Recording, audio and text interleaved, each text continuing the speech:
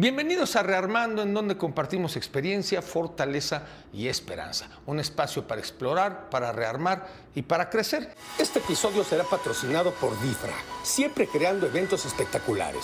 El día de hoy vamos a tener un episodio muy especial y hablaremos sobre la obesidad infantil. En México, las tasas de obesidad infantil han aumentado significativamente en las últimas décadas. Según datos recientes, aproximadamente el 34% de los niños y adolescentes de 5 a 19 años presentan sobrepeso u obesidad. Esto se debe a distintos factores como lo es la genética, algunas enfermedades, hábitos y más.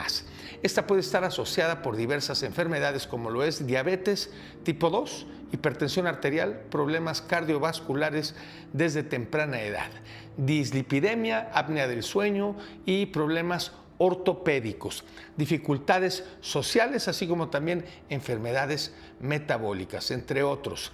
La obesidad infantil es una preocupación de salud pública que puede tener un impacto duradero en la calidad de vida de los individuos. La intervención temprana es crucial para prevenir sus defectos a largo plazo.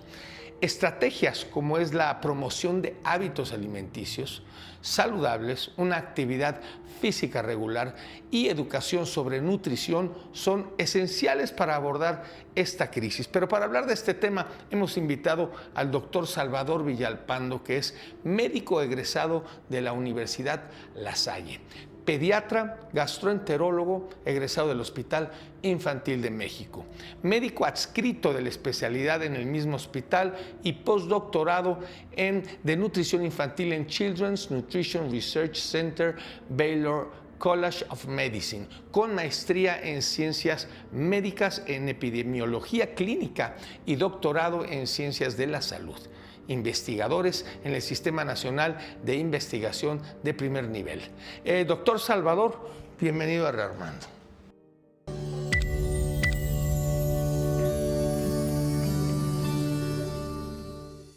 Doctor Salvador Villalpando, muchas gracias por estar con nosotros. Armando, de verdad, muchísimas gracias por la invitación y te felicito mucho por esta iniciativa de este podcast. La verdad, está bien padre. Muchas gracias y de verdad que para nosotros estar con especialistas como tú, pues bueno, nos permite rearmarnos, tener conciencia, conocimiento, en fin, las herramientas que nos dan siempre pues se agradecen enormemente. Y para nosotros es muy importante el tema que tratamos el día de hoy, la obesidad infantil. Todos tenemos inquietudes, obviamente aquí tengo preguntas que son las más buscadas sobre este tema. Claro. La primera de ellas sería, ¿qué es la obesidad infantil? Fíjate, esta es una cosa muy interesante porque cuando tú y yo éramos niños nadie hablaba de la obesidad infantil, sí, siempre había una persona, uno o dos, en toda la escuela que podías identificar, hasta en Carrusel de Niños, ¿no? Era un personaje pues peculiar.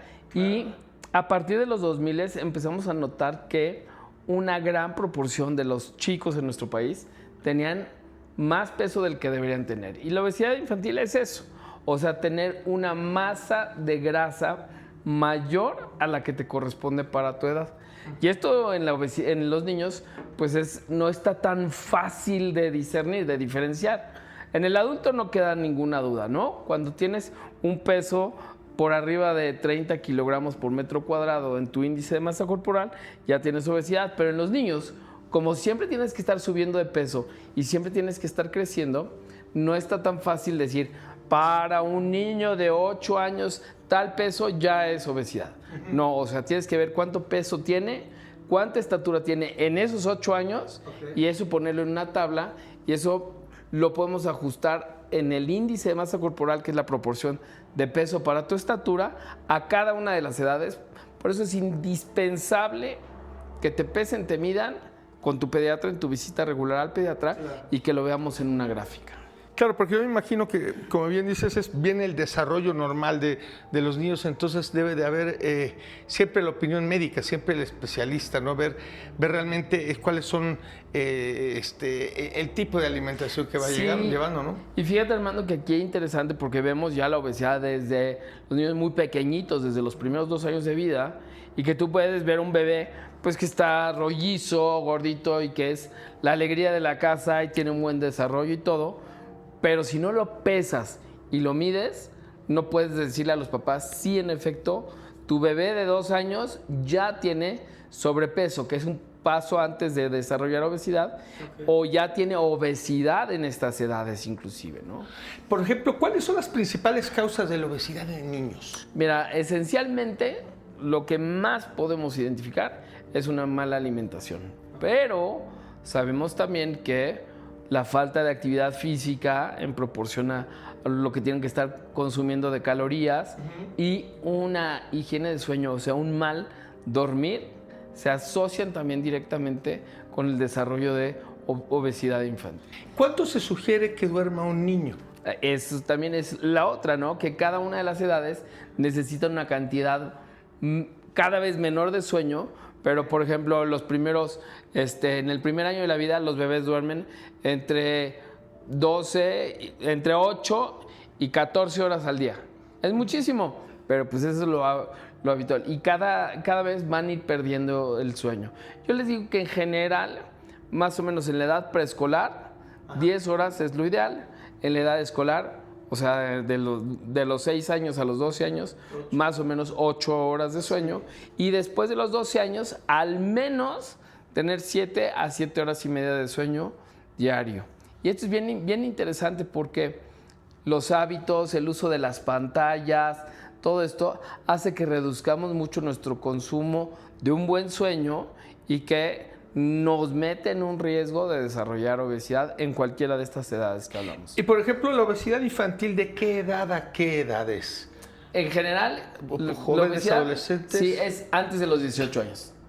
Todavía, Sí, okay. Todos los que somos desde bebés podemos ya identificar datos de sobrepeso y obesidad. O sea, en los menores de 12 meses, inclusive puedes identificar. No es tan fácil hacer toda la evaluación de peso para la estatura, tenemos que tomar otros serie de componentes y hoy, pues sí, también son de estas cosas. Ya del 2025 tenemos una nueva clasificación de obesidad y sobrepeso que tiene más que ver con la grasa corporal que realmente con solamente el índice de masa corporal. O sea, sí nos sirve el índice de masa corporal, que es lo que decíamos, peso para la estatura, pero tenemos ya también que meter la medición de grasa corporal en cada una de estas edades para poder ya identificar la obesidad desde edades muy pequeñitas. Perfecto, doctor. ¿Qué enfermedades pueden desarrollarse por el sobrepeso en niños? Mira, hay varias cosas que acompañan al sobrepeso y la obesidad. Y esto es bien importante que hablemos de ello porque siempre acabamos cayendo en la parte de la alimentación, que si bien siempre decimos en los niños pues es responsabilidad de los papás, pero no, toda la sociedad tenemos que ver con eso. Porque al final del día no tendría nada de malo tener una corporalidad grande si no nos diera enfermedades en la edad infantil. Y muy importantemente, o mucho más importantemente, en la edad de adulto. Un niño que llega a la adolescencia con obesidad es muy poco probable que se le pueda quitar. Y esto en México, con la genética de los mexicanos, yo sé que te ven en muchos otros países, pero en la genética de los mexicanos, sí, el riesgo de desarrollar obesidad es muy alto. Doctor, tanto como 1 de cada 2 probablemente. Sí. Exacto, yo no sé ahorita en qué lugar estemos mundialmente, pero hace un tiempo escuché que estábamos dentro de los primeros 5 años de los en no, hombre, en los primeros 2 lugares, ¿no? Y ¿de verdad? En cada una de las edades y conforme han pasado los años, nos peleamos con los americanos, con los Estados Unidos de Norteamérica por el primero y segundo lugar de sobrepeso y obesidad infantil. Y esto pues es muy crítico. Hoy 2025, tenemos que 1 de cada 3 niños mexicanos tiene sobrepeso u obesidad. 1 de cada 3 niños mayores de 5 años. Esto es bien crítico, ¿no? Es muchísimo. Así es. ¿La genética influye en la obesidad infantil? Sí, por supuesto que es muy importante el componente genético que nos da la corporalidad. Pero en ese sentido, cada vez sabemos más que los hábitos, que son los que vivimos dentro de nuestra propia casa, son los que más influyen para el desarrollo de sobrepeso y obesidad. O sea, si tenemos una mamá y un papá que viven con obesidad, es muy probable que los niños repitan estos patrones. Sí, tengan esta posibilidad de desarrollar sobrepeso y obesidad, no están condenados a ello por la simple genética. Están mucho más inmersos o mucho más en riesgo por los patrones de los hábitos de la casa, ¿no? Repito, una buena alimentación, actividad física y un buen sueño son los factores que nos van a ayudar a protegernos de nuestra propia genética, ¿no? Claro. Por ejemplo, ¿cuáles son los primeros signos de alerta en un niño con obesidad? Mira, aquí hay varias cosas. Lo primero es identificar que tengamos un peso que es adecuado para nuestra estatura en la edad que sea, ¿no? Sí. Dos reglas que son súper importantes. Peso siempre sigue estatura y la estatura siempre sigue a la genética.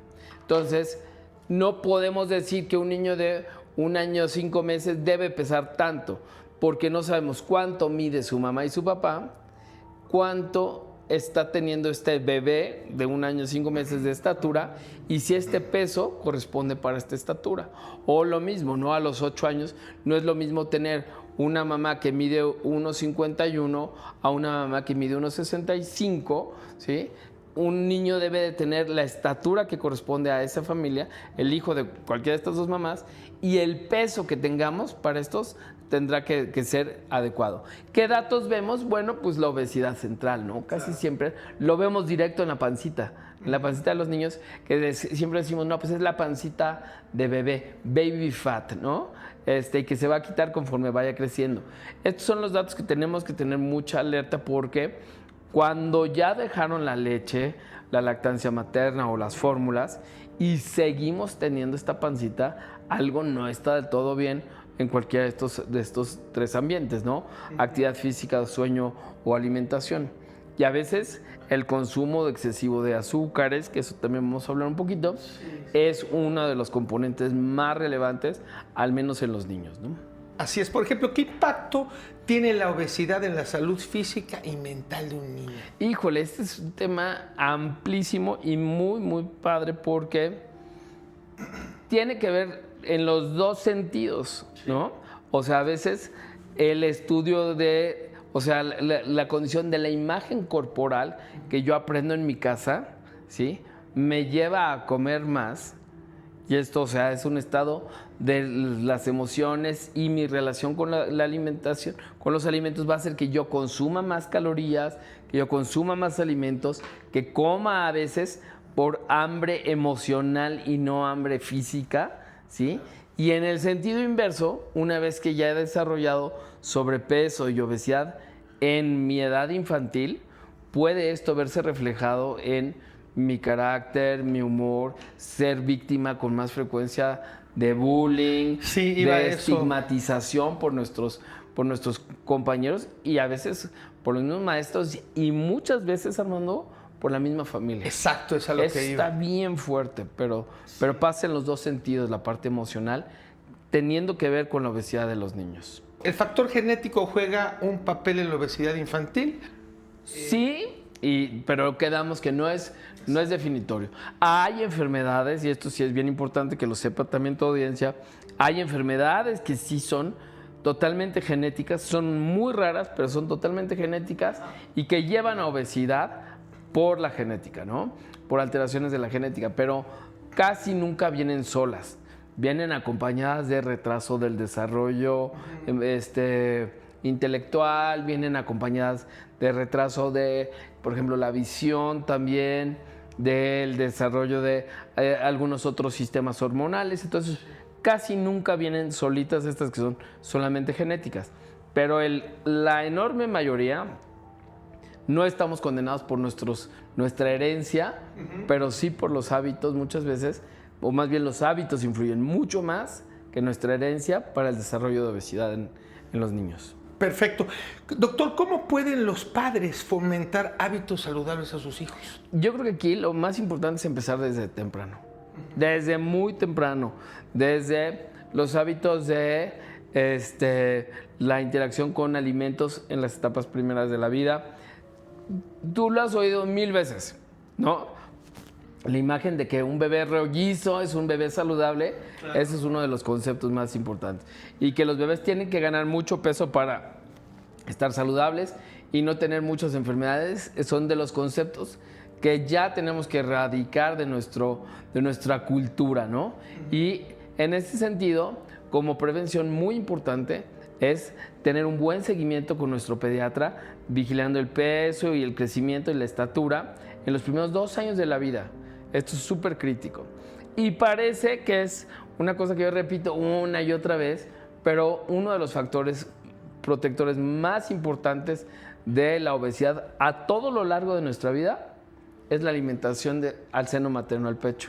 Okay. La lactancia materna es un factor que nos reduce el riesgo de obesidad 2.53 veces para llegar a los 6 años sin obesidad. El puro hecho de dar lactancia materna en estos 2 primeros años de la vida es súper importante. Y por ejemplo, cuando en ocasiones no es posible dar directamente Ajá. leche materna, ¿hay sustitutos? Hay algo sustitutos y aquí lo que se parezca más a la leche de mamá es lo que muchas veces nos va a reducir el riesgo, y cada vez hemos dado cuenta de que mientras más se parece a la leche de mamá, menos riesgo de desarrollar ganancia de peso excesiva en los primeros 2 años de la vida. Okay. Y esto es así una de las cosas que los pediatras seguimos muy puntualmente en la atención de los bebés. Hay bebés que nacen muy flaquitos, muy pequeñitos, y que nos da mucho la sensación de urgencia de recuperar el peso muy rápidamente. Este es uno de los factores que también confieren riesgo a los bebés, ¿no? Nacer con un peso muy bajito y querer recuperar eso en unos cuantos meses, unas cuantas semanas, es un riesgo muy alto para desarrollar obesidad. Puede disparar todo esto. Exactamente. ¿El sedentarismo es un factor determinante? Determinantísimo, ¿no? Determinantísimo. Y esto es bien interesante porque ¿cómo piensas que pueda ser un niño sedentario si los niños están activos todo el tiempo, ¿no? Las condiciones de vida de hoy en día de las grandes ciudades en los que hay pocos espacios para hacer actividad física, hay mucha oferta, como te decía hace un ratito, de pantallas, de Exacto. programas de computación, videojuegos, etcétera, que te mantienen mucho tiempo sentado, conectado en la pared y sin el riesgo de seguridad de salir a la calle o de ir al fútbol, etcétera, hacen que los niños en general de hoy en día tienen mucho más riesgo de sedentarismo, no es que sean más sedentarios, más riesgo de sedentarismo que los niños de antaño, ¿no? Que tenías posibilidades de salirte a la calle, jugar con tus amigos. Y aquí en esta parte de la actividad física en la infancia tiene que tener las características de 3 Ds. ¿Qué sería? Ds. 1, divertido. Okay. 2, divertido. Y 3, divertido. Cuando los niños hacen actividad física Maravilla. que les está divirtiendo, se involucran, se enganchan. Puede ser que no les guste el fútbol, pero sí jugar a escondidillas y andar correteándose uno tras otro, y eso se vuelve divertido. Pero el caso es que tengamos la visión de que los niños tienen que estar haciendo actividad física de forma divertida, de forma rutinaria, habitualmente, ¿no? Diario. Claro. ¿Es recomendable que un niño haga dieta para bajar de peso? Mira, en esto, como decíamos hace un rato, los niños, como siempre, tienen que crecer, ¿no? Antes de la edad adulta, siempre estamos en fases de crecimiento, tanto de estatura, y esta estatura tiene que venir acompañado de una ganancia de peso. Entonces, cuando regresamos o recomendamos como especialistas un régimen de alimentación que no tenga tantas calorías, a veces los niños llegan a llegan a bajar de peso, perdón. Pero ese no es el objetivo del tratamiento. El objetivo del tratamiento, cuando hacemos recomendaciones de alimentación, es que los niños consuman lo que tienen que consumir para su edad y para su estatura, ¿sí? Entonces, cuando hacemos esto, muchas veces los chicos bajan muchas calorías de su consumo habitual. O sea, no es el deseo de restringir calorías, ni restringir carbohidratos, ni restringir proteínas. Simplemente que coman lo que tienen que comer para su edad, y a veces con esto los niños bajan de peso. No es el objetivo, insisto, pero a veces esto es un resultado favorable para mantener un peso saludable. Y por ejemplo, ¿el estrés y la ansiedad pueden influir en el peso de los niños? Sí, y fíjate que si embonamos las dos preguntas, vienen de la mano, porque muchas veces los chicos en este aprendizaje de hábitos, el miedo, la inseguridad, la tristeza, nos hacen que como papás respondamos acercando lo que para nosotros es como un gratificante, ¿no? Que son los alimentos, ¿no? Okay. Hacemos cosas festivas en torno a los alimentos, hacemos premios y a veces castigos en relación a los alimentos. Entonces esto nos hace una cadena inadecuada de relacionarme con los alimentos. Y cuando yo me encuentro ya en cualquier etapa de mi vida con estrés, ansiedad, todos estamos expuestos a estrés. Como enfrentemos el estrés y como enfrentemos la ansiedad, sí, nos va a tener repercusiones diferentes. Cuando yo en condiciones de estrés o de ansiedad lo que busco es alimento, ¿sí? Es lo que te decía hace un rato, que es hambre emocional, no necesariamente hambre física, ¿de acuerdo? Interesante. No es hambre física. Hambre emocional, sí. Nunca había escuchado Hay eso. veces que los chicos que tienen sobrepeso o obesidad no recuerdan o no pueden identificar lo que es el hambre orgánica, la hambre física real. Qué barbaridad. Ajá. Porque siempre cuando tienen un momento de ansiedad o inclusive como hábitos de la casa, ya es hora del snack, ya es hora de un refrigerio y que tengamos a la mano golosinas o que tengamos a la mano inclusive alimentos sanos, pero que los chicos no logren identificar su hambre física. Esto sí nos mete en un riesgo de estar consumiendo muchas más calorías que las que realmente nuestro cuerpo necesita para seguir creciendo. ¿Cómo emocionalmente probablemente uno puede fugarse en el alimento, no? Sí, es que esa es la palabra que usaste, me gusta mucho, fugarse, sí. Desplazarse en un medio en el que puedes evadir tus sensaciones emocionales. Sí, anestesiar un poquito, exacto, ese sentimiento. Y compensarlas, ¿no? con alimentos. Hay muchos estudios que me ha tocado también estar involucrado, en los que las sensaciones que el cerebro recibe como gratificantes de alimentos, y muy específicamente lo que hicimos fue en relación a carbohidratos, se parece tanto a áreas de gratificación que se activan durante el consumo de drogas, por ejemplo.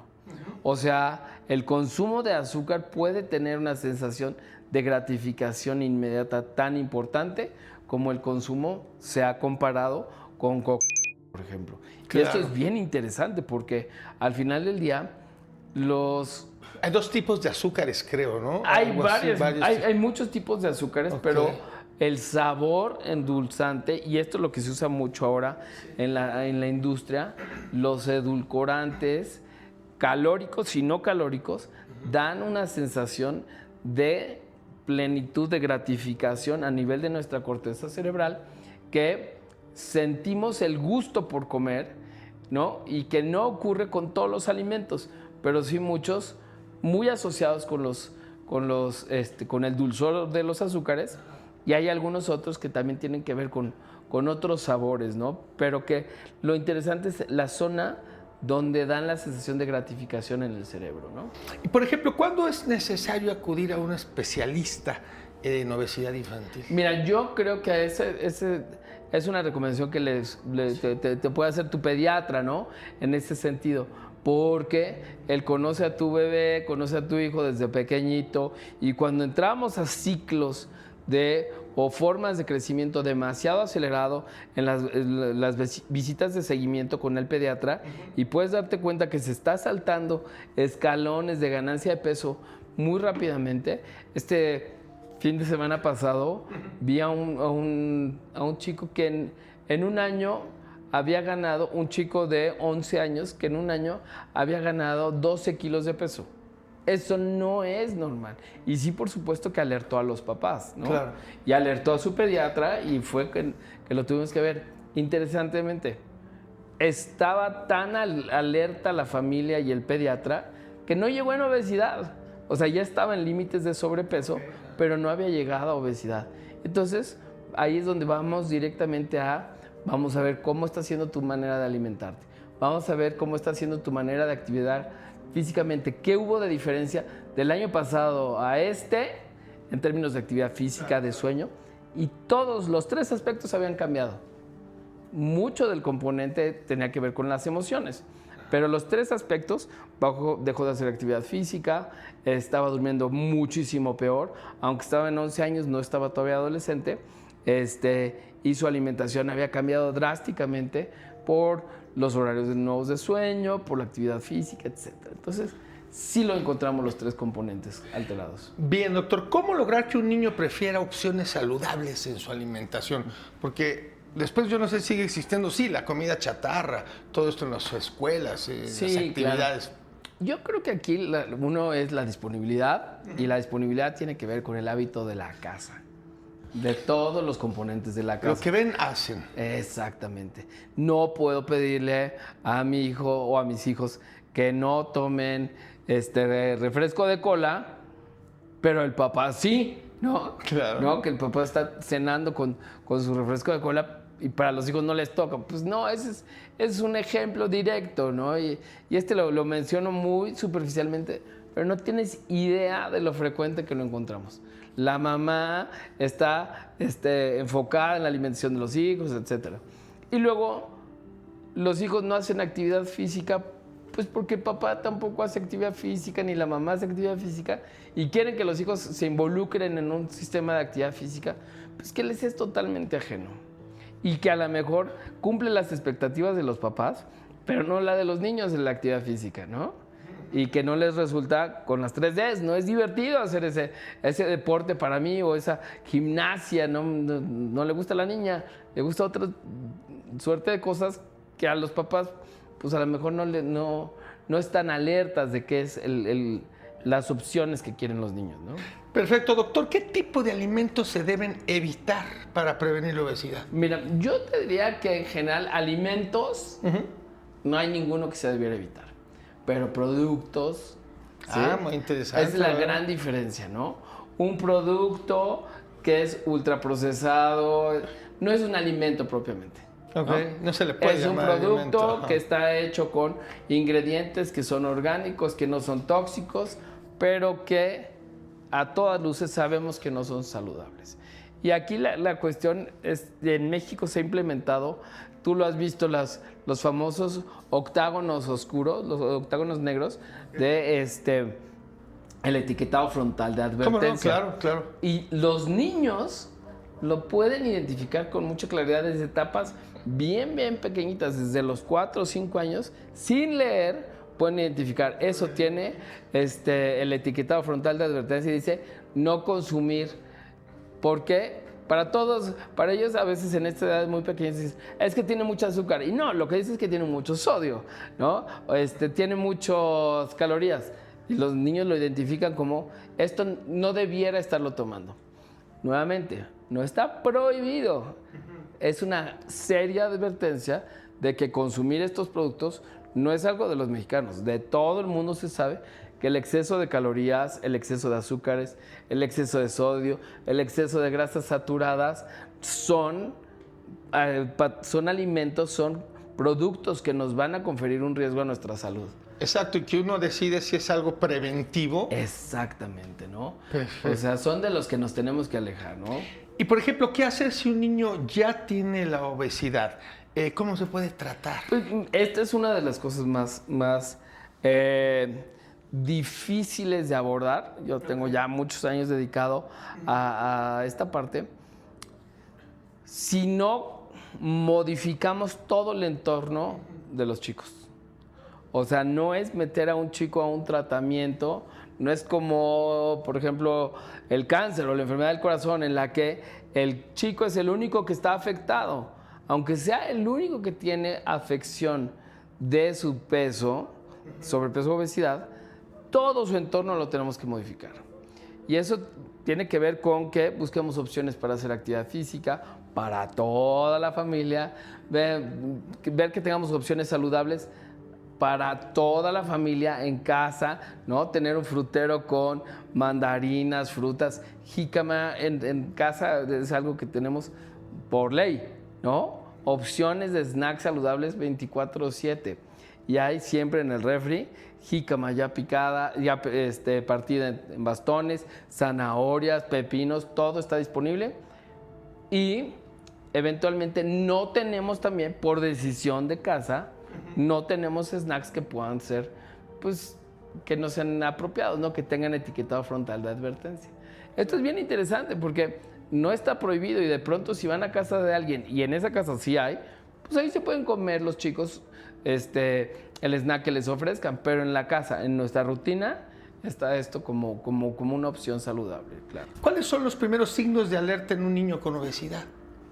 Mira, yo creo que aquí la cuestión es bien interesante porque cuesta trabajo explicarles a los papás que el riesgo de tener obesidad hoy, a lo mejor hoy no lo veo como algo peligroso para mi bebé o para mi hijo que en la primaria, ¿no? Lo más riesgoso es cuando este niño se convierte en adolescente o se convierte en adulto. Claro que en la edad infantil ya vemos que, por ejemplo, tener obesidad en la edad escolar es un riesgo mayor de cuando yo tengo que ir a una operación quirúrgica, tengo que ir al quirófano. El niño que tiene sobrepeso o obesidad tiene mucho más riesgo de infecciones, de complicaciones por el simple hecho de tener sobrepeso.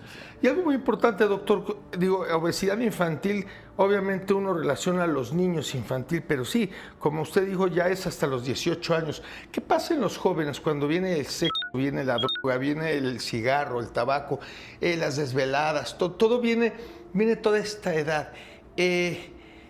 ¿Cómo se desarrolla esto en la obesidad, el tipo de vida que el joven lleva? Creo que esta es una pregunta muy buena porque en efecto este patrón, como te platicaba hace un rato, de comer en respuesta a gratificantes a nivel de la corteza, que son los mismos gratificantes en muchas cosas que tienen que ver con adicciones, se presentan y van a tener mucho mayor predisposición de desarrollar estos patrones de consumo adictivo, tanto de drogas, alcohol, etcétera, como lo están desarrollando desde etapas muy jóvenes de alimentos. Claro. Entonces van vinculados, por supuesto, y sí es una de las cuestiones de riesgo en las que tenemos que enfatizar mucho con las familias, más cuando vamos llegando a las edades adolescentes. Claro. Ahora, todo esto siempre lo recomiendo que vaya acompañado de la mano de un experto, porque cuando los chicos entran en un choque en la adolescencia en particular, con pleito con la comida, pleito con la familia por su imagen corporal, ocurren cosas mucho más graves también como son los trastornos de la conducta alimentaria, o sea, irnos al otro extremo de la anorexia y la bulimia, que tienen que ver con un patrón de alimentación no saludable, un patrón de relación con los alimentos que no es saludable y que se va al otro extremo, ¿no? Entonces es bien interesante. Sí, y muy cierto lo que usted dice, ir con un especialista. Por ejemplo, yo en mi caso, yo empecé a fumar desde muy joven, fumaba 2 cajetillas de tabaco al día.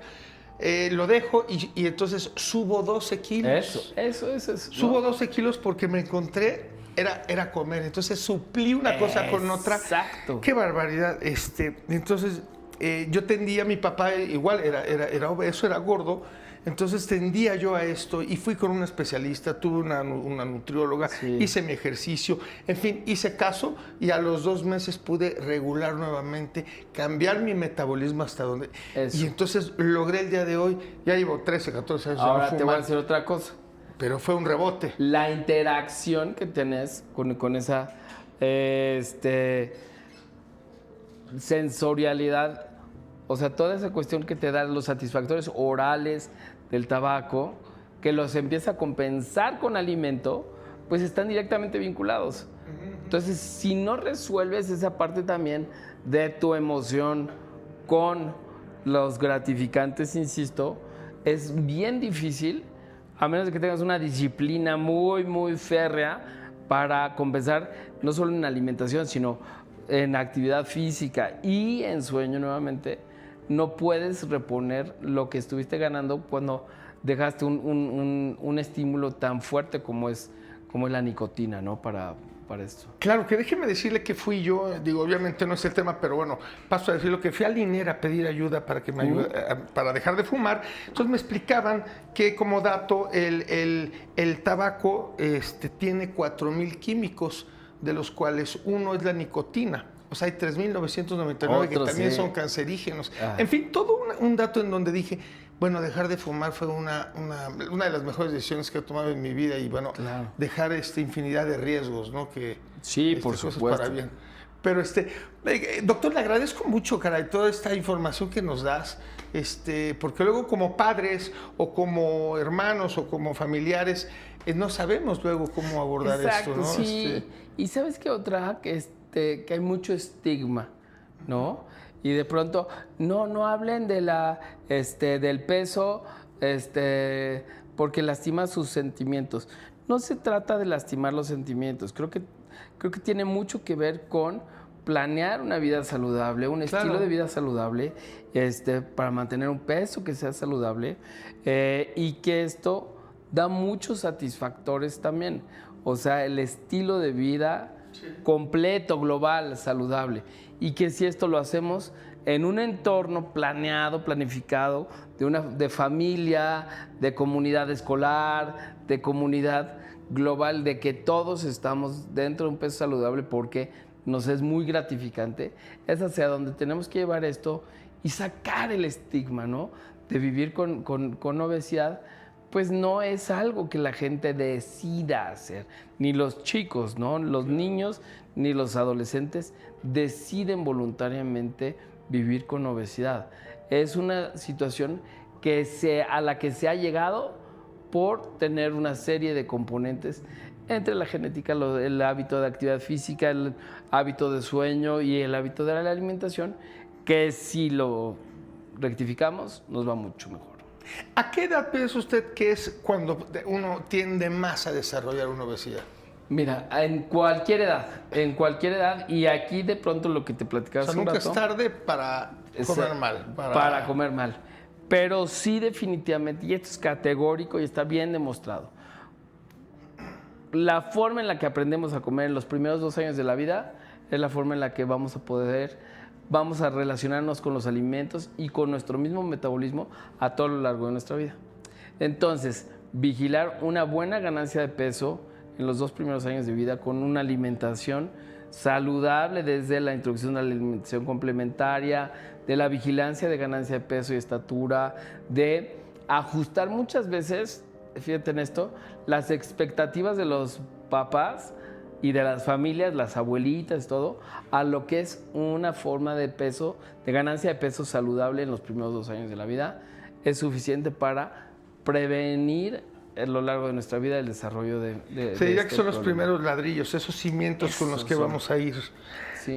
Y por ejemplo, sé que eres especialista en este caso en obesidad, en infantil, pero ¿cuál sería tu opinión en cuanto a este tema con la gente de la tercera y cuarta edad? Mira, interesantísimo, si te fijas en México, la tercera y cuarta edad tenemos márgenes muy bajitos de sobrepeso y obesidad. Qué interesante, es ¿no? Ajá, o sea, ya no vemos, ancianitos que estén realmente con una obesidad, o no muchos, o no tantos como vemos gente entre los 40 o los 45 y los 55 años, es cuando vemos más. Y hay 2 componentes que son muy críticos en nuestro país.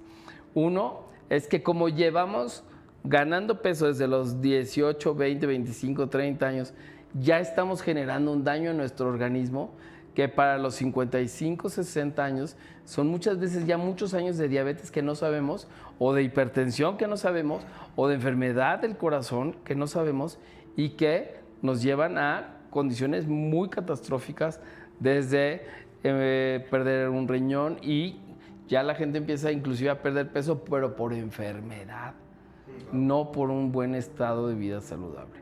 Entonces, ¿qué es lo que pasa ya en esta edad? Pues sí, tenemos muchas condicionantes todavía emocionales, culturales, de mantener un peso saludable, pero ya no vemos esto.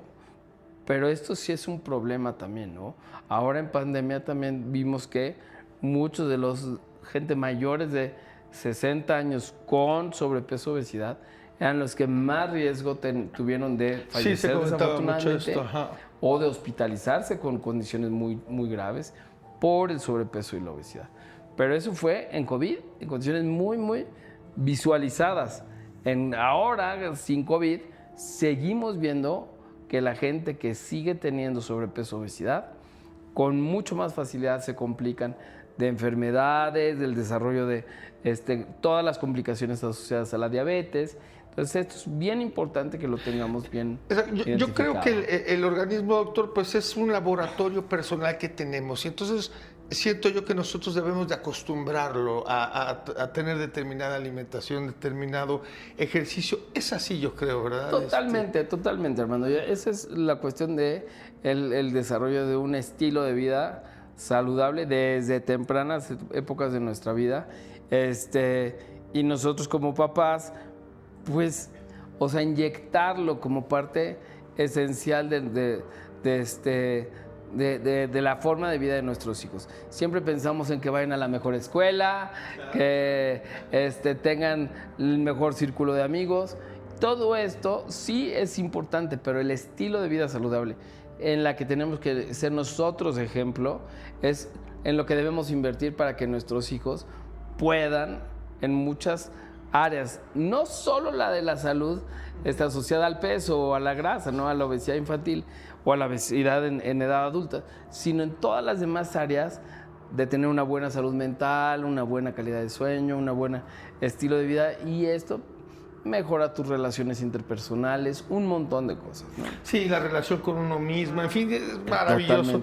Totalmente. Pues, doctor, te agradezco mucho toda esta plática llena de herramientas, cómo nos ayudas a rearmarnos y bueno, un placer. ¿En dónde podemos encontrarte? ¿Cuáles son tus teléfonos, tus redes sociales? Dejamos aquí mis redes sociales. En Instagram estamos como @DocVilla, el TikTok también. Y en Facebook como Doctor Salvador Villalpando pueden encontrar un montón de cosas relacionadas con la alimentación infantil y las recomendaciones de alimentación infantil para que puedan tener desde chiquititos estilos de vida muy saludables. Muchas gracias, doctor. Y bueno, amigos, les invito a que nos sigan en nuestras redes sociales y que se suscriban para que no se pierdan ninguno de nuestros episodios. Recordando que en Rearmando compartimos experiencia, fortaleza y esperanza. Nos vemos pronto.